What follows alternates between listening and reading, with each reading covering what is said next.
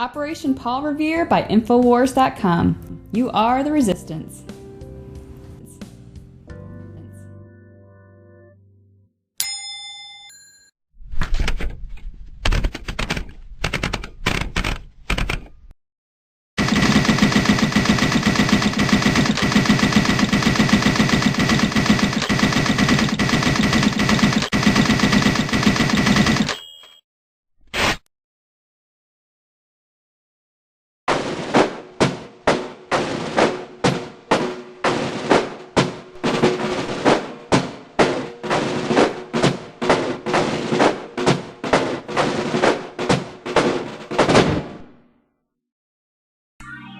Reality TV, only on Pirate News.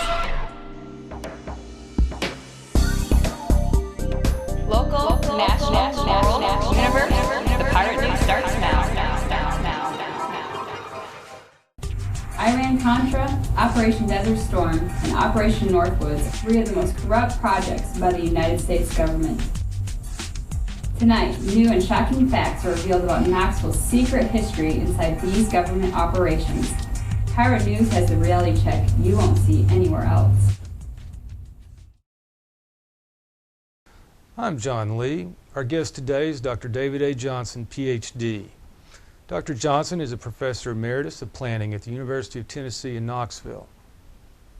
He was also an adjunct professor in the Department of Ecology and Evolutionary Biology. Professor Johnson directed planning departments at Syracuse University and Ball State University. He received bachelor's and master's degrees in architecture and city planning from Yale University and a Ph.D. in regional planning from Cornell University. He was a Fulbright Scholar in India, Thailand, Cyprus, and the Soviet Union. He is a past president of the Fulbright Association of the United States and has directed educational projects in Brazil and Portugal. Professor Johnson worked as a planner for the Boston Redevelopment Authority, the Washington National City Planning Commission, and the Regional Plan Association of New York. Professor Johnson conducted planning activities of the Tennessee Valley Authority and New York City. He served on the editorial board of the Journal of the American Planning Association and is the author of Planning the Great Metropolis. He was a member of the planning design team for Tennessee's Bicentennial Mall at the state capitol in Nashville. He served as director of the International Honors Program on global cities in India, South Africa, Brazil, a national program for undergraduates. Dr. Johnson is on the board of directors for the Asheville Design Center and is a member of the Blue Ridge Sustainability Institute Leadership Group. Professor Johnson was a panelist at the international hearings on the events of September 11, 2001, held in Toronto, Canada on the 10-year anniversary of the 9/11 massacres. The conference included 16 expert witnesses, college professors such as Professor David Ray Griffin, presidential nominees Senator Mike Gravel and Congresswoman Cynthia McKinney, Captain Jim Fetzer, Ph.D., and a justice from the Italian Supreme Court. Chapter 1 of the final report was written by families of the 9/11 victims. Dr. Johnson noted that much of the evidence ignored by the mainstream media cries out for a wider audience and a rigorous but fair review by independent authorities. Dr. Johnson added that a new, honest investigation conducted with subpoena powers should be impaneled to look into whether such crimes might have been committed. Welcome, Professor Johnson. Dr. Johnson, when did you first suspect something was wrong with the official story of 9/11? Well, pretty early on. I have to give a little introduction to why I was interested in the topic.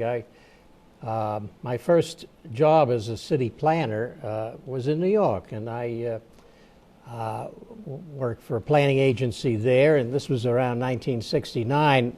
A new complex was proposed for Lower Manhattan, the World Trade Center. It was proposed by the Lower Manhattan Association, and as a planner, we had a lot of debates about whether it was a good thing to build the World Trade Center or not.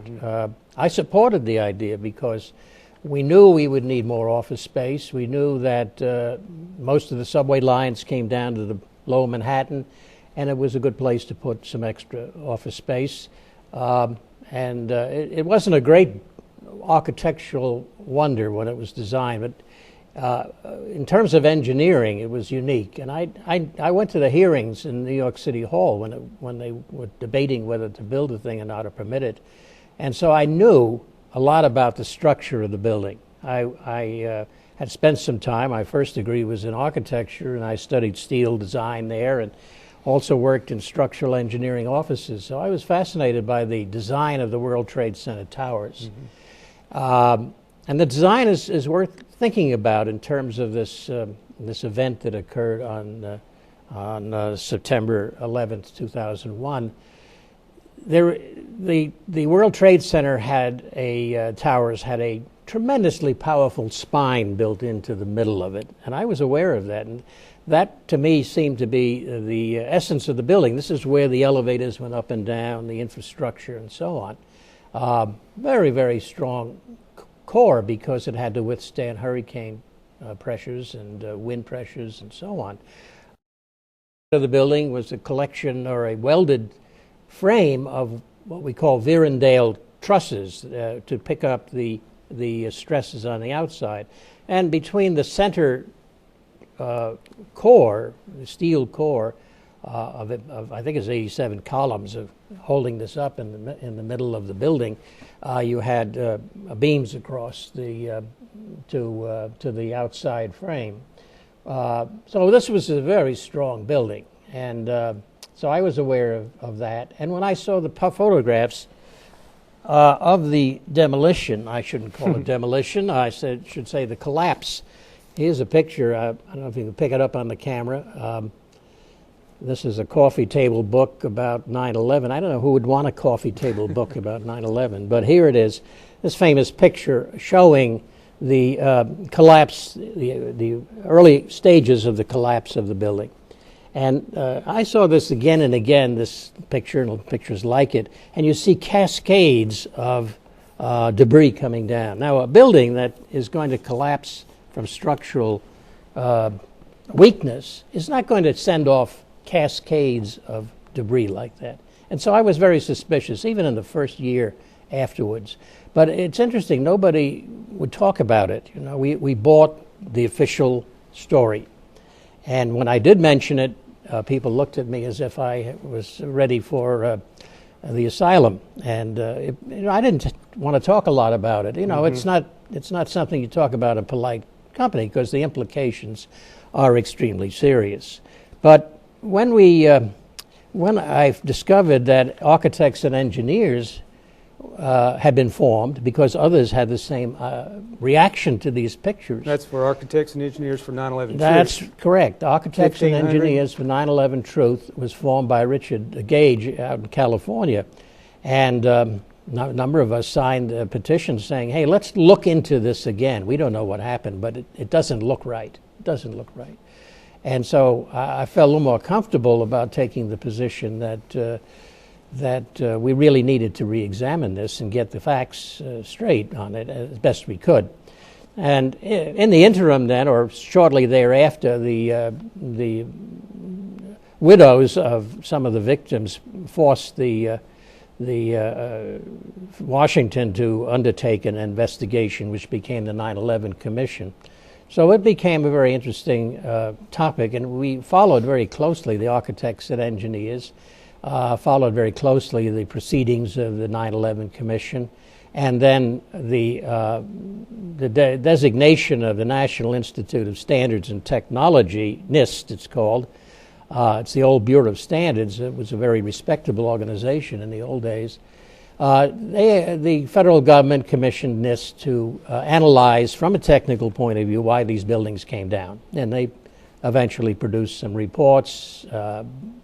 And those reports we have found to be really very inadequate, to put it mildly. They did not do their job. And so a good many additional architects and engineers signed on. There are now almost 2,000 registered or degreed architects and engineers who say, hey, this doesn't look right. And so I was pleased to see that I wasn't alone anymore in this questioning. Now, I don't have any theories about who, I have no way to know who did it or why they did it. I have some thoughts about that, but the architects and engineers are really interested in the science and the factual basis of this. And these buildings, particularly World Trade Center 7, which really, I think, gives away the question or reinforces the question that something else is going on there. Building 7 was not hit by a jet liner, and yet it came down in free fall. 40-story building. You never hear about it. It wasn't even mentioned in the 9/11 Commission report. You'd think they would have paid some attention to it. And when NIST was commissioned to look at World Trade Center 7, they came up with a very, very dubious explanation that one column had failed and then the whole thing had collapsed symmetrically. Well, I mean, come on, that's you don't have to be a PhD to understand that if you pull one column out from under a building, all of the rest of the building is going to, in sympathy, come crashing down. Mm-hmm. And so World Trade Center is really the smoking gun of 9/11. Now, why should we be concerned about 9/11? I mean, so many things have flowed out of those events of that day. So many changes in our legal freedoms and our foreign policy that we really need to understand what triggered this, and desirably to find out who did it and how they did it. And you can subscribe to the conspiracy theory that has come out of Washington that 19 Middle Eastern hijackers pulled all of this off. A remarkable achievement, I must say. Especially when half of them are still alive today, giving interviews to the BBC News and I've heard that. I Saudi Airlines and Saudi Air Force. That's what I've heard, that some of them are still alive, and it's there's so many holes in the story that you almost shake your head. How could they assume that the American people would be so gullible and believe all this? And you know, I think that we have in the 9/11 truth movement, and of course there are some strange people saying strange things in the movement, but I think those people who stick to the facts and stick to the science have a very good case to open it up and look at it again. Now, is that going to happen? I'm not sure. I don't think so. I don't either. We've looked at various ways to raise the question again in international forums. Some people say, well, you've got to get a judge or a district attorney at a local level to raise the question and perhaps subpoena people and see if you can get some answers. Sort of a Jim Garrison thing that happened in the JFK assassination. Sort of like that. And then you get more information, but sometimes all that does is make it a more complicated kind of set of issues. But it really does need to be done. And I think even if we don't get a new investigation of what happened on 9/11, it's very important that whoever was involved with this, and in whatever way, knows that we have been looking at it. It could happen again, and we don't want it to happen again. And so I think we are doing a service that way. These were 3 steel frame buildings, very strong, designed to withstand 2 or 3 times the loads that were put on them. And never before in history have steel frame buildings come down due to fire, which is the explanation, and it hasn't happened since.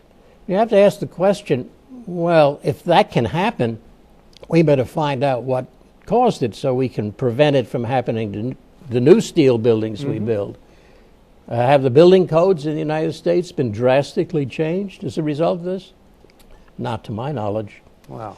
So those are the questions. Now, I think NIST has done a great disservice, frankly, in not letting us know more about how they did their analyses. For example, they did a computer simulation of the sequence of events by which Building 7 came down. And you see this computer simulation, you see the building distorting and finally collapsing. Well, it doesn't look anything like what the pictures showed. The video. It has nothing to do with it. Well, when engineers asked the NIST people to share their computer simulation model and their assumptions under Freedom of Information Act. They said, NIST said, we cannot do that because it would jeopardize public safety. I mean,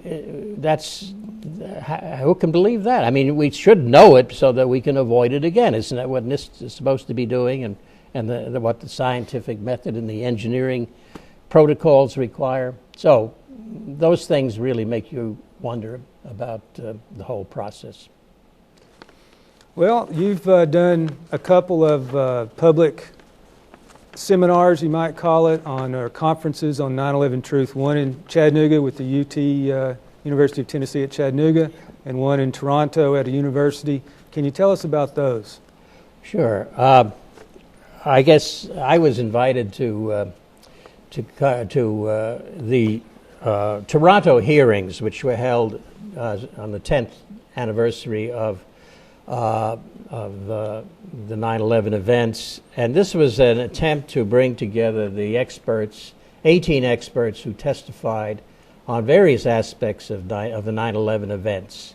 I was asked to be a panelist. There were 4 panelists invited to judge the evidence that was presented, and I was among a very distinguished group, including the Chief Justice of the Italian Supreme Court, a man named Ferdinando Imposimoto, and a remarkable jurist, internationally respected jurist, and then 2 professors from Canadian universities and myself. And we sat and listened for 4 days of testimony, remarkable testimony, I must say. These people are not people who wear tinfoil hats. They are experts in their field.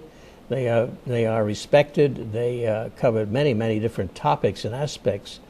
It was a draining 4 days, I must say. We were asked at the end of that to provide commentary and conclusions and to express our reaction to this testimony that was given. Now, I have to grant that I had doubts already about what happened, but I was hoping that we would, through this process, I could get rid of those doubts and be an ordinary citizen again. But all it did was reinforce my skepticism about the official version of events.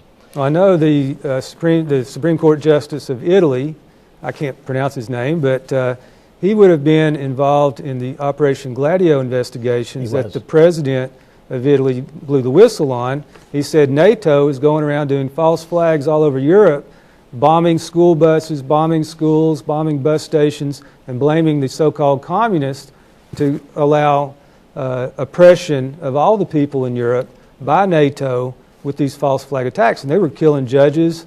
And I've talked to local soldiers who said they participated in some of those attacks. Yes, well, he was one of the investigators of Operation Gladio, which not only killed judges and others who were out of favor, I suppose, with the powers that be.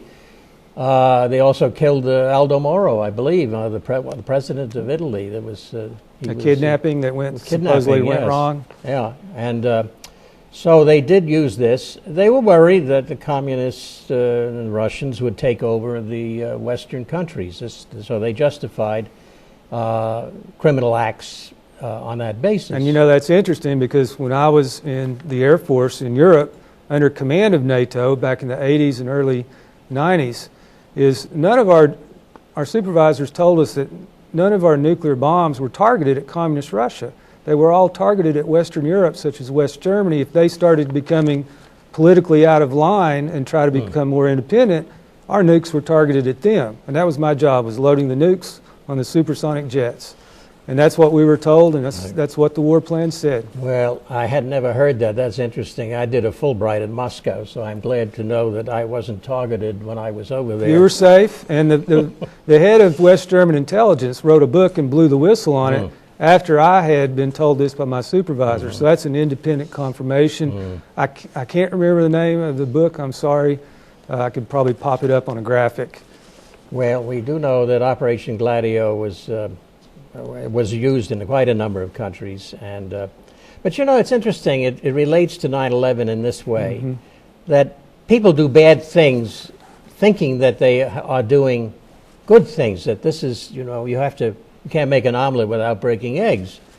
And so we have a situation where the justification, the moral justification of doing criminal acts comes and permits good people to do bad things. I think that's part of what happened on 9/11. I know in the military, you know, we're brainwashed to take orders, not question those orders, which most people do. But at the same time, from basic training on, we were repeatedly taught that the law says it is illegal to obey an illegal order, and you're supposed to question every single order. And if your supervisor gives you what you suspect is an illegal order, you were supposed to arrest your supervisor and on up the chain of command. Yeah. And you cannot use as a defense. Well, and in the Nuremberg trials or anything, that you thought it was a legal order, but it wasn't. You cannot use that as a legal defense. Okay, but you have to remember that the interpretation of what an illegal order is debatable. And I was in the Army. I served at West Point, and I know about the chain of command. I wouldn't go and say,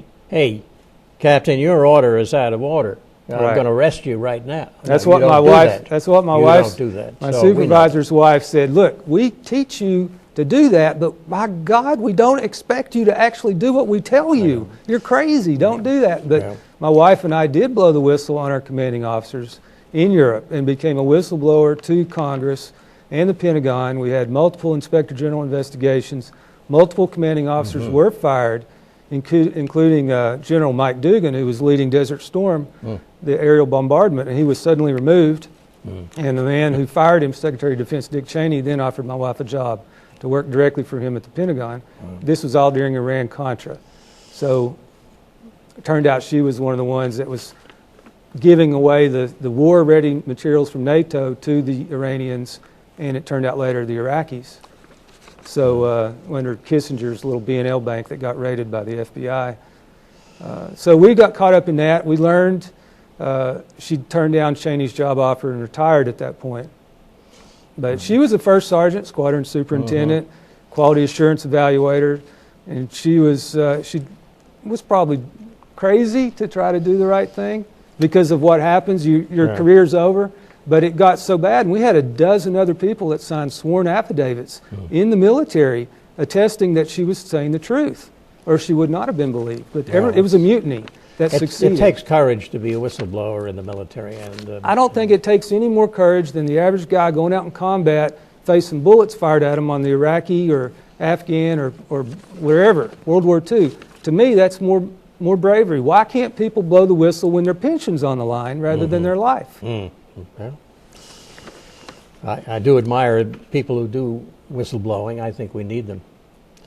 Yeah, it's tough. It is scary because we got death threats. Sure. And that raises the question with 9/11, why are there no whistleblowers out there? But there are. But there are. That's what I take. There are. You just haven't heard them. And you can go on some of the sites, 9/11 sites, and they have written books. Mainstream media won't touch this, and that's remarkable. If you can get 2,000 architects and engineers to agree on anything, that's newsworthy.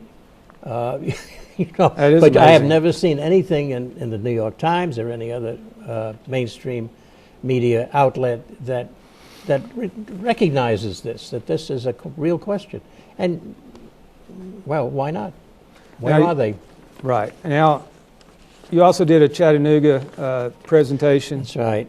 After the Toronto hearings, I was invited to Chattanooga, and that was very interesting. It was put on there, and we had a panel, and some people spoke for the official version, and some people spoke against it. It was assembled by a professor down at Chattanooga who had been a doctor who has been involved with the anthrax issue.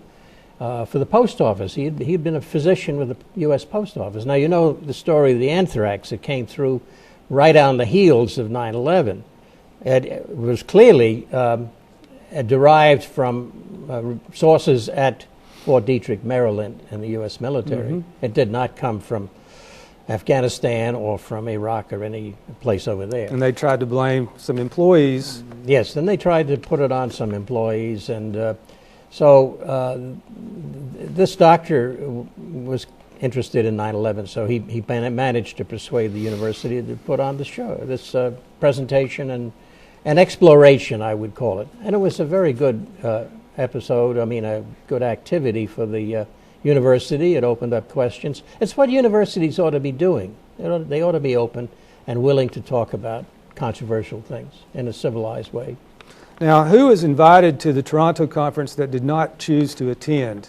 Well, we invited NIST, or I didn't, not we, the organizers of the conference invited representatives of NIST to come and defend their analysis of the collapses. All right. And what made you continue to question the official story of 9/11 despite your peers? What made you think it was so important that you should get out of your comfort zone? Well, first of all, I have to say I'm a patriotic American. I have grandchildren. I want this country to be the country that I grew up in. I don't want it to change. I want our freedoms to continue, and I want honesty in Washington and government. I think 9/11 is not a political issue. It's not Democrat or Republican. It's not conservative or liberal. It's about the truth and about being willing to speak truth to power. And the people I have encountered who are working on this are some of the most people of high intelligence, of integrity, and courage to do this. And they come from a lot of countries. It was many international fatalities. People from other nationalities were killed in the World Trade Center events, and those countries have an interest in this too. And there millions were 12 of Canadians killed. Millions have died in the wars that came afterwards. Yes, that's the consequence of all this, and that is a tragedy. We're now celebrating the 10th anniversary of going into Iraq. Not counting, that's a 20-year war. You forget the 10 years from the first one to the second one, where we were bombing them almost every day. Yeah, well, under the Clinton White House. We got the wrong country. How can the American people tolerate the fact that we went into Iraq on false premises? We know that. I think we're all paid off to be in our comfort zone. We've got a good government job or a good government pension. Well, that's part of it, certainly. And we don't want to believe our government doesn't tell us all the truth all the time. I lived in the Soviet Union. I mentioned that. I've lived where people self-censor themselves, where they practice self-censorship. You know what the authorities will not tolerate. You know what they want to hear. And so you don't have to send out messages. It's already known in the society. We have an open society, and I want to keep it an open society. Did you ever speak with Nate Arthur, who is a journalist with the Daily Beacon at UT campus? He did a whole series of 9/11 true stories back about. I don't know. It may have been. How long have you been retired? I've from been UT? retired 12 years, and I live over in Asheville now. So it's been. It could have been while. even. I don't know when he was there. They're still on the Daily Beacon website. I'd like to look at those. He did about a dozen stories on it. Very well written. I'd like to know where he is these days. Were you aware of the 1993 World Trade Center bombing, where FBI informant Imad Salam audio taped his FBI handlers ordering him to go ahead and bomb the World Trade Center? The FBI gave him the bomb. The bombing took place, killed 6 people, and then Imad Salam got immunity as the star witness in federal court to convict the blind sheikh for that bombing. Yeah, I'm aware of all that, and that's not the only episode of constructed activity to implicate people who are may or may not have done these things. Setting up a show like that is an old Yes. practice in certain circles. It's certainly a military tactic. I believe Sun Tzu wrote about it in his Art of War. I think you're right. 2,000 years ago or something. When did you become aware of Operation Northwoods, the Pentagon declassified plan declassified in 2000, right before 9/11, where the Pentagon spells out theirs and the CIA plan to hijack American airliners by remote control with fake passenger lists and do fake funerals of people who didn't die that were actually CIA agents returning to their original. I didn't know about Operation Northwoods until 9/11. Yeah, I didn't either. Interestingly, I served when General Lemnitzer was the commander-in-chief of the Army. This was his idea. Kennedy scotched it and said, no, we're not going to do this. We're not going to kill Americans and then pretend that the Cubans had done it so we can invade. And I don't think that made Kennedy very popular, but it, he did the ethical thing. Yeah, he fired Lemnitzer. Yeah. And that was declassified under the 2 million pages of JFK assassination archives after Oliver Stone's JFK docudrama on the Garrison investigation. So we got lucky on that. Somebody at the NSA leaked that was supposed to be never declassified. Yeah, well, it's amazing this stuff comes out. Sometimes they don't look as carefully as you might expect, and you get some interesting stuff. Are you aware that some of the steel from the demolished World Trade Center ended up in Knoxville for smelting operations? I was not aware of that. No, that's interesting. I can't remember the name of the company. I've been trying to Google that. It's kind of gone into the memory hole. And there's a couple of very large melting operations here. And of course, were you aware that former Knoxville Mayor Victor Ashe was George W. Bush's college roommate at Yale and in Skull and Bones? I'm a Yale graduate. I have 2 Yale degrees, so I know a little bit about Yale. And I knew Victor Ashe a little bit when he was mayor. He's quite popular with some people. Yes, and he did some good things in Knoxville for the city. I don't know about Skull and Bones as a conspiratorial. Are you a operation. Skull and Boner? If I were, I couldn't say That's so. That's right. But I know that John Kerry and the Bush folks, I've known Skull and Bones people, and there's some very interesting and good people who've been in Skull and Bones. So sure. I can't say that's the centerpiece of conspiracy in our country. I had a lawsuit against Victor Ashe pending on 9/11, 2001, and his towing contractors in the Knoxville Police Department for stealing one of my cars and eventually a second car. So we got a class action going, which also included the infamous Cedar Bluff towing on campus, which was owned by Browning Ferris Industries and Waste Management, which was one of the contractors for the World Trade Center demolition cleanup, $3 billion contract after 9/11. So we dug into that lawsuit with my family's law firm, and because that's where the car was stolen, was from our private parking lot, which it turns out this is a rampant thing in all major U.S. cities. Really? And a lot of class actions and antitrust cases, settlements, $500 million antitrust settlements against this one company that we were suing that had dozens of employees convicted under the RICO Act by the U.S. District Attorney Generals for membership in the Gambino and Genovese mafias at the World Trade Center, where they had a mafia tax on garbage, as the prosecutors called it, $1 million a year. And when they put these people up, the garbage tax dropped 900% from $1 million a year to $100,000 a year. So all this is on TV, on major network shows, documentaries, and Bill Curtis's investigative reports on A&E did a feature on that. So we were involved in that. But I never did get my cars back, and Victor Ashe turned around and copied our complaint verbatim and sued his own towing contractors to cover his butt. And that's when he was then promoted to ambassador of Poland in charge of the CIA rendition torture chambers over there. So, yeah, we know about Victor Ashe. Right. And you know more than I do. so anyway, that was part of our investigation. And are you aware that the owners of Controlled Demolition Incorporated, CDI, the Loazzo family, all graduated from the University of Tennessee, Knoxville Department of Civil Engineering? I was not aware of that. That's a new one on me, too. Right, and there's all these ties into Everything Knoxville. seems to be connected. That's what I'm asking. That? I mean, these coincidences are really quite remarkable. It's all coincidence theory. There's no connection whatsoever. Now, one topic not discussed at the Toronto conference, and I've seen some news reports that sort of question this, was the arrest of 5 Israeli Mossad agents on 9/11/2001 while they were dressed as Arabs, celebrating and dancing with happiness, videotaping the fall of the Twin Towers. And they were arrested that day. There were no Arabs arrested on 9/11, but these 5 Israeli Mossad agents were.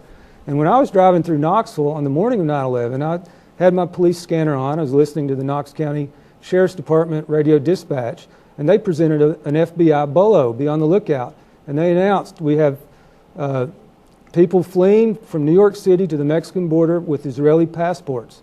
They are armed and dangerous. And they were arrested later that day, were then deported to Israel, where they went on Israeli TV and bragged about how they had this horrible adventure where they were just misunderstood.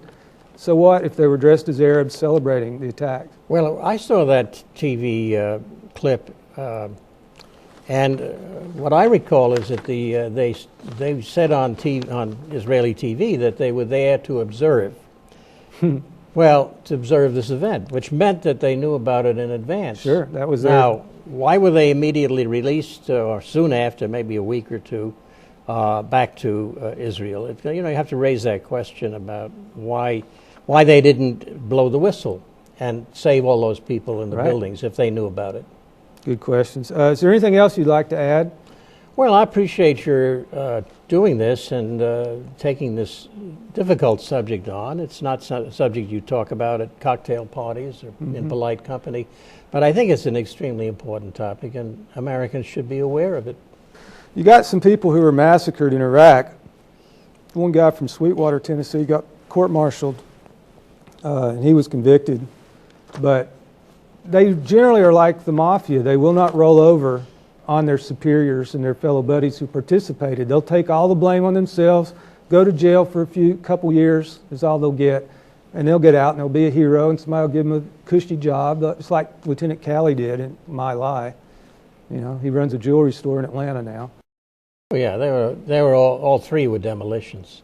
The Twin Towers were different kinds of demolitions from World Trade Center 7, which was a conventional job, and most people who look at it, who know about this business, say, yeah, that's just a controlled demolition, ordinary one, and just take out the supports at the bottom. You do it in a planned sequential way, or a way that lets gravity bring it down. Clearly that happened, and I don't think there's anybody who sees it who would think otherwise or knows anything about structures. The Twin Towers was different. That is there are some mysteries about the Twin Towers and how they came down. The upper portion above where the airplanes hit disintegrated. It pulverized. It just turned into dust. Now that's an amazing phenomenon. It did not. That upper portion, according to the official version, came down and then started this sequence of pancaking. Well, there's no pancaking going on. These are free fall. This is free fall, and there's no hesitation when theoretically this weight comes down and meets the rest of the building. The physicists have shown that pretty clearly, and most structural engineers have looked at it and said, no, it can't happen that way. Yeah, there should be a framework hanging together to some degree, and also because the weakening of the structure was asymmetrical. The collapse should have been asymmetrical, not very nicely down into the pile there. So it was really a very imaginative demolition. Now, and then they used some other techniques below where the planes hit. I believe if you look at the videos, you can see the flashes maybe every 3rd or 4th floor, all the way around. And what that is taking out the supports, particularly at the corners. You see a lot of activity at the corners of the building where there was reinforcing, and if you can get the corners unhooked, then the building is much weaker. I know the Loiseau family and their History Channel documentary, hosted by, of all people, Alice Cooper, the musician, the satanic musician, the Summer of Demolition, they called it, I believe. They show exactly how they do it to the 7,000 buildings they've already blown up for the government, where they'll take a cutter charge, which there's RDX, and then there's thermite, which will cut the column at a 45-degree angle so it can slide, and gravity will help assist. Yeah. Then they use a kicker charge, which then pushes it in the direction you want it to go, like a rocket motor. Right. And you do this sequentially over a period of 10 seconds. Yeah, that's pretty clear that something like that happened at the towers. If you look at the videos carefully, you'll see the radio or the television tower on top of the, oh, I think it's the North Building, coming down before anything else is moving. And that means the middle of the building, that strong core, has been sliced and is slipping off the base and weakening the whole structure that way. I know there's video, you can see it on YouTube again, of the molten metal pouring out like white lava from the upper floors. And I presume that's the thermite. I think Professor Jones, Stephen Jones, has said that's the thermite. He did the studies, and there are other examples of analyses of the dust showing the thermite, nanothermite. This is a explosive version. Extremely small particles which react much more rapidly than ordinary thermite. Thermite's been around for years. They used to use it to weld railroad tracks together in the 19th century. There was a rebuttal in Popular Mechanics magazine of this, and they said no building has ever been taken down by thermite. Well, that's ridiculous. Well, the irony is the researchers in our group found a Popular Mechanics article from 1939 showing thermite taking down a big Ferris wheel at the Chicago World's Fair. A giant, one of the world's largest Ferris wheel. And they put the thermite around the base at the legs. And this was in the very magazine that had attempted to rebut the idea that thermite could never been used. So you get that kind of reaction.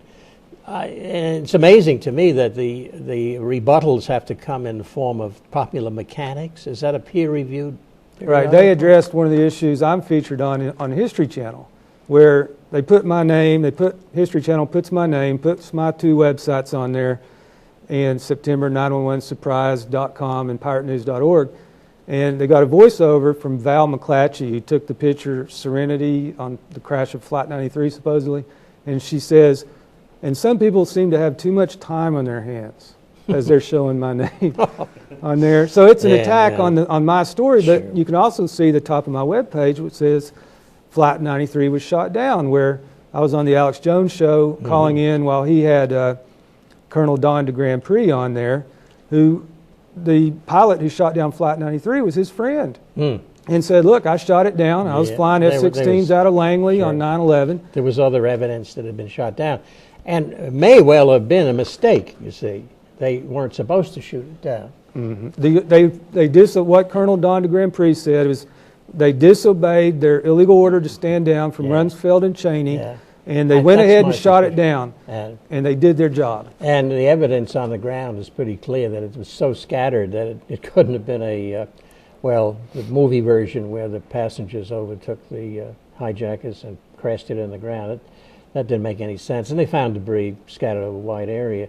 My one thought, I can't prove it, but I think maybe 93 was headed for building number 7 and was diverted. And that's why they had to bring building number 7 down without even having any so-called excuse for it. I think there was a lot of people who did not obey their illegal order that day, and there were supposed to be a lot more jets to hit targets from the Pentagon to the White House to the Capitol. Maybe so. And decapitate the entire government.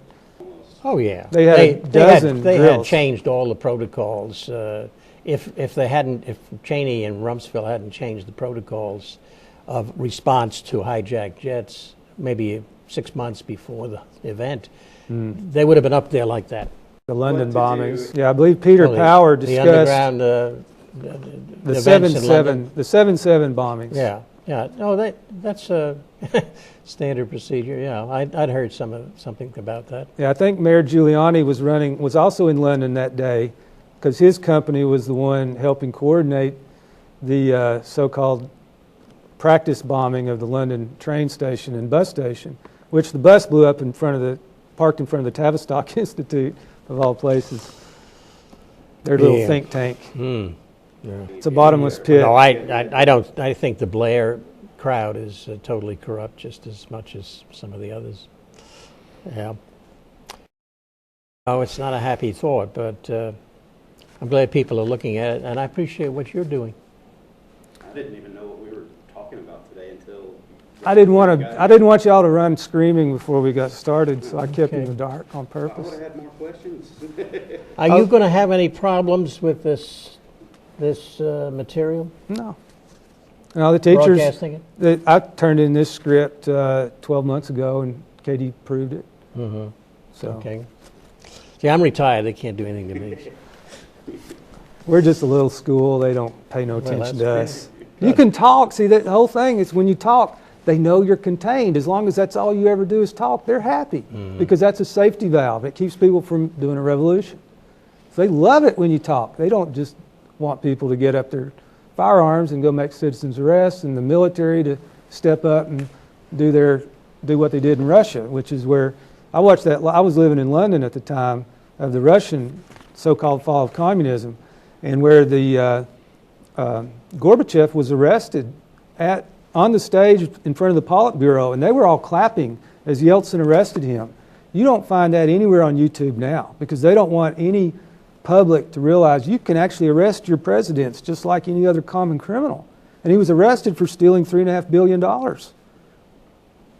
And yet, he comes to America and is given the Presidio Naval Station in California to be a think tank on how to basically bring communism here or something.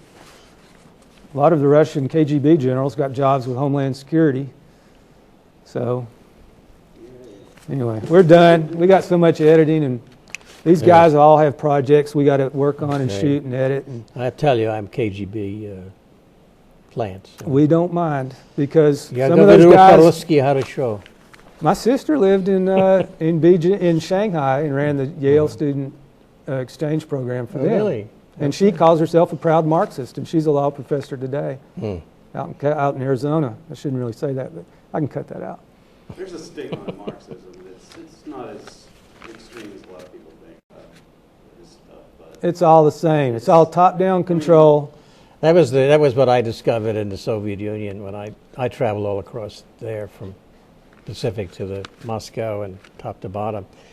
That was always centralized, and you cannot run a country that big from Moscow. You can't. Micromanagement never works. It never worked. And I came back here and I said, decentralization it's a good thing. We have a little bit better here because we don't try to control everything from one point. My brother married a Russian girl. He lived and worked in Moscow and made the mistake, I guess, of marrying a Russian girl. Although, they had a kid, so you can't ever say a kid's a mistake.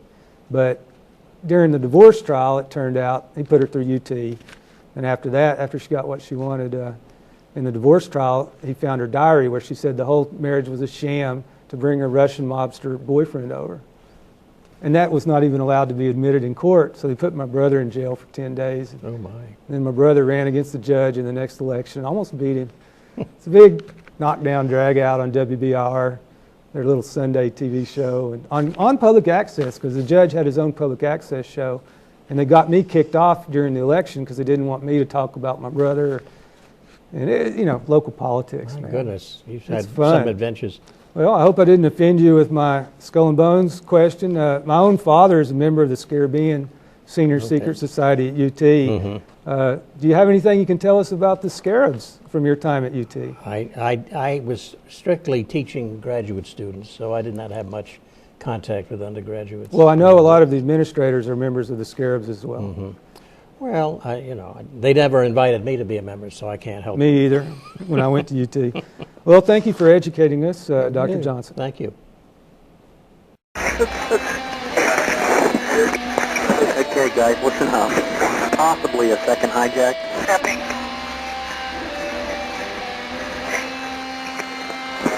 Bring it on the same airport? United Aircraft. That's it. I'm not flying with the United or American anymore. No. Okay, they're all supposed to be on the same plane. They just got mixed up. Half of them got on one plane, the other half. I never thought I would have wished for Value Jet to come back. I'm still not wishing for Value Jet. The